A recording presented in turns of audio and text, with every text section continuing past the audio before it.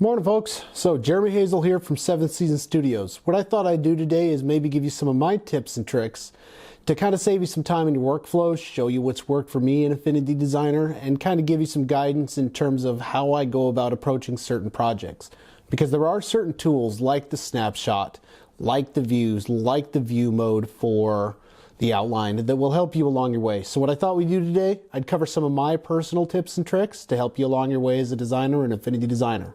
All right, let's go ahead and roll those credits and get on into it.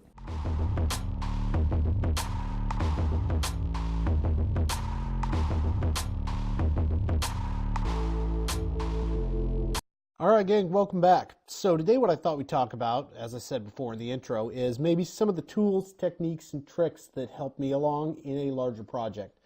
So in order to do this, I've got a whole cast here of holiday characters, right? I got a little Santa Claus, I got a snowman, and I got a tree.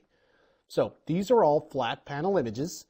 The very first thing that I want to show you that I use a lot is what is called the Snapshots panel. So if you find this is in the Studios panel. What Snapshot does is it's kind of like a constant save.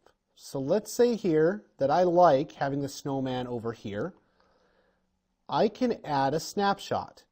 Now let's call it snowman lower left, and that's how I'm going to title this thing.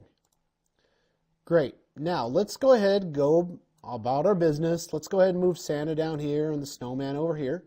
Let's create a new one, and we're going to now call this Santa lower left. And now let's say that I'm about to make another change to it, and I'm just not sure whether or not this is going to work, and I want to put Santa over here, and I want to change up the tree. So what I can do here is I can go over to here, and I can go tree lower left. And now what Affinity has done is save a snapshot at each one of these areas. So right here, let's say I want to revert back to snowman lower left. I can come over here, and I can revert back to snowman lower left. Now, what has that just done? Let's see what we got. Oh, I got my original document here. But what's this? We have a document over here that has a snowman in the lower left. It's created a new document. You see this one, new document from Snapshot? It keeps track of where you tell it to take a snapshot. And let's say that I want to go back to the point in time where Santa was at the lower left. Just click on it there, and now you have another document.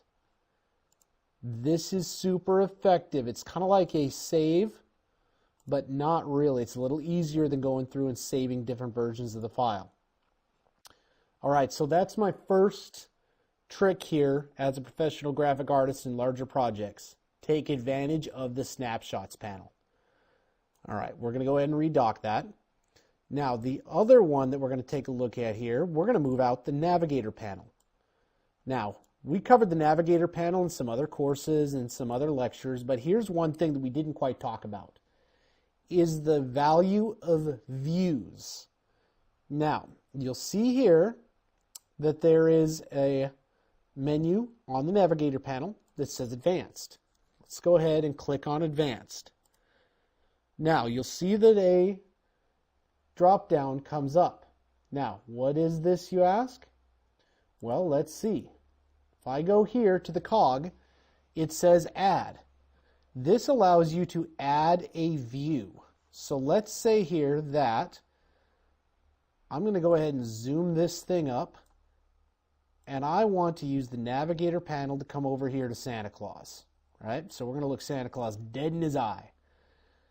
I come over here, I come over to the cog, and I hit Add. All right, now it added a new viewpoint. Now if I come over here, I rename it, we'll call it Santa Eyes. Okay, perfect. Well, now I'm working on Santa, but now I want to come up here and I want to look the snowman in the eye. I come over to the cog, I add a new view, I come over here and I rename, and now I call this Frosty Eyes. I hit OK. Now look at what just happened. I have Santa and I have Frosty. Guess where I'm going now, because I'm a creature of habit. Come over to the tree, and we're going to look at the tree at the point, right? We're going to go to the tree point.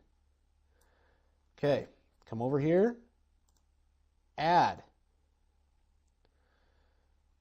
And let's go ahead here, and we will rename this tree point. Hit OK. Perfect. Now I have 3 different views, right? Now if I click on Santa eyes, it goes to Santa eyes, goes to Frosty eyes, goes to tree point. The different views, folks, make working like this so super simple, especially in a big document. That is a huge benefit available in the Navigator tab. So if I'm out here in the middle of nowhere, you'll see right here my tab's in the middle of nowhere, and I want to click over to Santa, look him in the eye, pow, right back to Santa eyes. This is the second big tool that I use in a complex project, is the ability to go through and make certain that I can get back to the views that actually matter to me. All right, we're going to go ahead and we're going to move out here.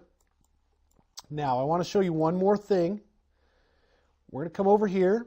We're going to create a black square.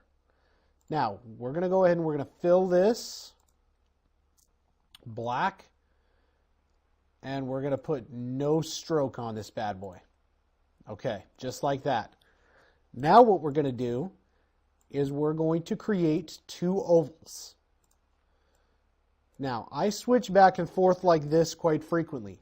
I'm going to Control J, and now I want to know how far in these ovals are, like right here, and I really can't see that easy. So I have to do what's called change my view.